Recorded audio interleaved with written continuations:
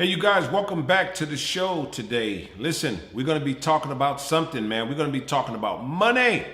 That's right. You know that old song, money, money, money, money, money. That's what we're going to be talking about today on the show. We're going to be talking about money. So I want you guys to really open up your ears, because this subject that I'm about to talk about, you may not understand it from the start.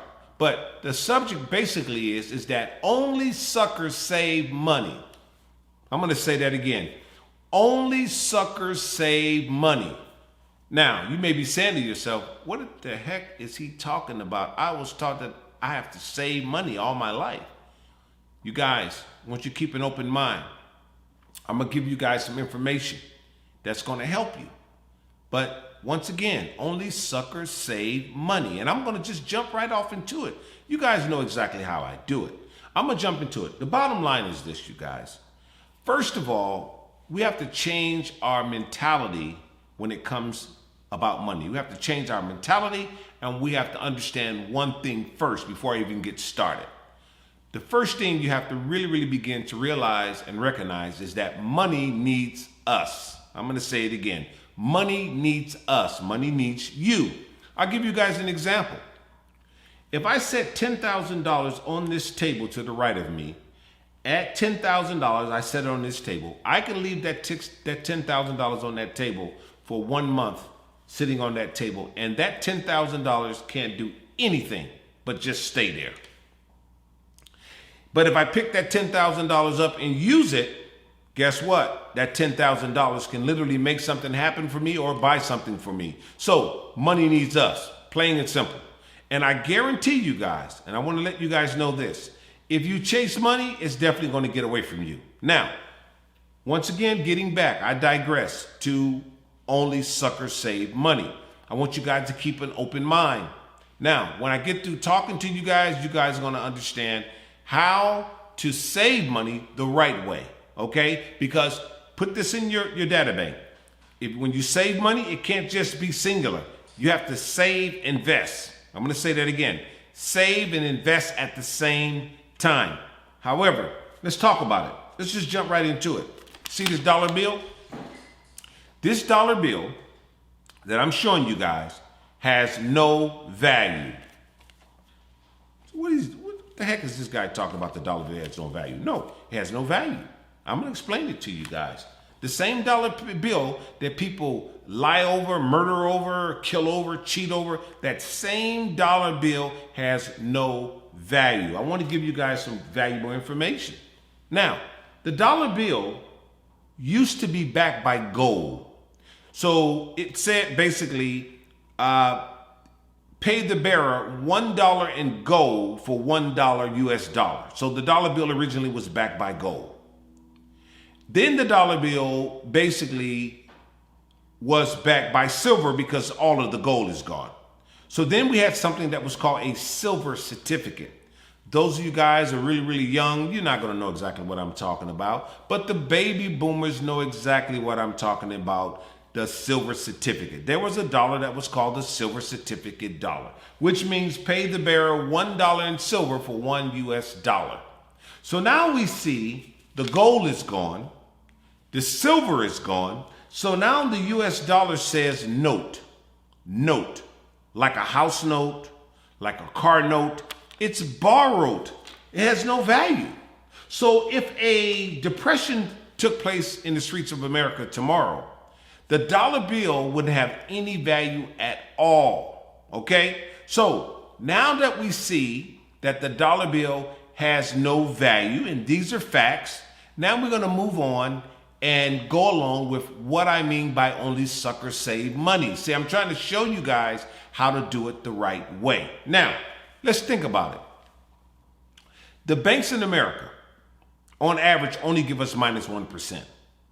And by the way, the average American today is about 1 to 2 paychecks away from being homeless.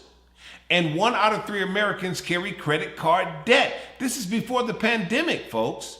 Right now, who knows where it's at right now? But I want to let you guys know that the major banks in America, like Wells Fargo, Chase, Bank of America, those banks on average give us about minus 1%. So when we think about that the banks on average give us minus 1%. Then we look at inflation. I call it the silent killer. I want you guys to really listen to this. Inflation, the silent killer. Inflation right now in America is about 4.5%. This is before the pandemic.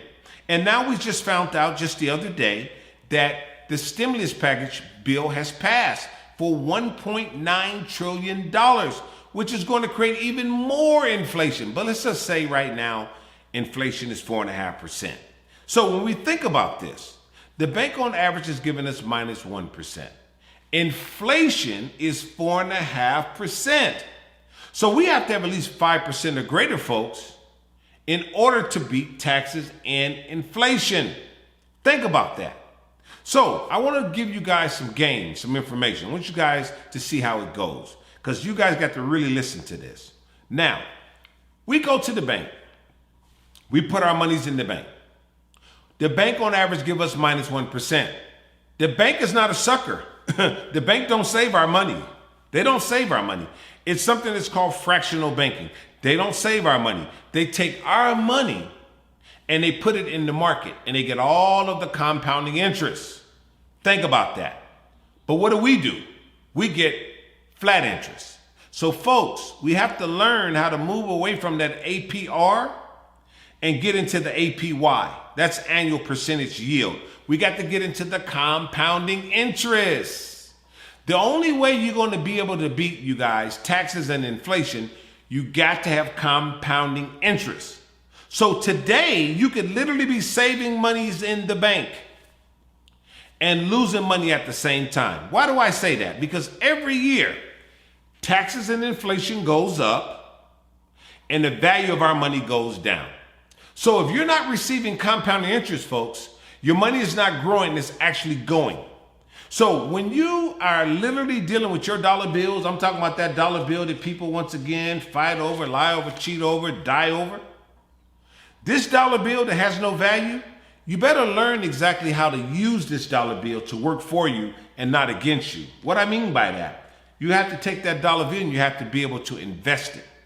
You got to invest it so you can make money off of your dollar bills, folks, because it's not how much money you keep that counts. I mean, how much money you make that counts. It's how much money you keep that counts. And if your money is not compounding, your money is not growing, it's actually going. So you got to really, really be able to take these dollars, folks, and turn these dollars into commodities like gold, resources, things of that sort.